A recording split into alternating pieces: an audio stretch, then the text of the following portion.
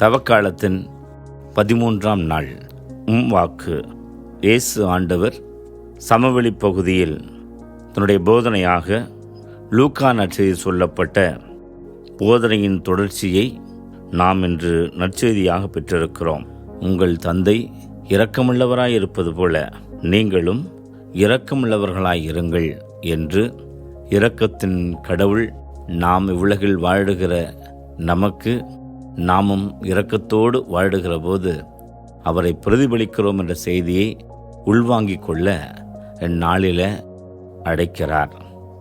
அதே போல் அதன் வெளிப்பாடாக யாரையும் தீர்ப்பிடாமல் எல்லோரையும் மன்னித்து கண்டனத்திற்கு யாரையும் உட்படுத்தாமல் வாழுகிறோம் என்று சொன்னால் அது உண்மையிலேயே இந்த தவக்காலத்தில் நாம் வாழ்ந்து காட்டக்கூடிய ஒரு வாழ்வாக இருக்க வேண்டும் என்கிற செய்தியை பெற்றுக்கொள்கிறோம்.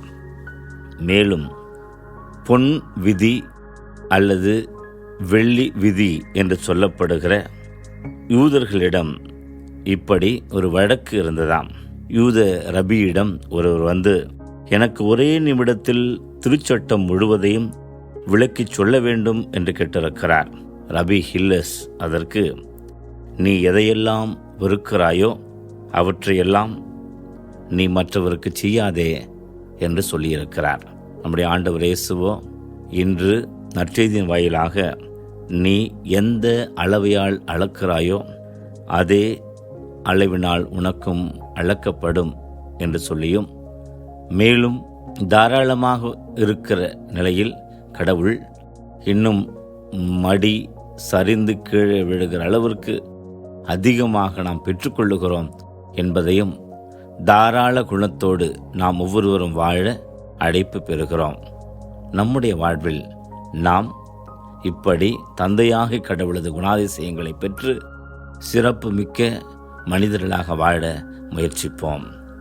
வினாக்களாக, நான் மனிதர்களை அலட்சியமாக தீர்ப்பிட்டு தேவையில்லாமல் விமர்சனம் செய்து அவர்களை இழிவுபடுத்துகிறேனா?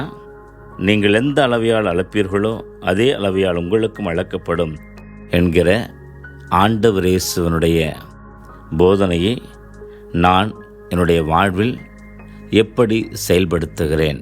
சிந்திப்போம். வாழ்வில் மறுமலர்ச்சி காண்போம். ஆமென்.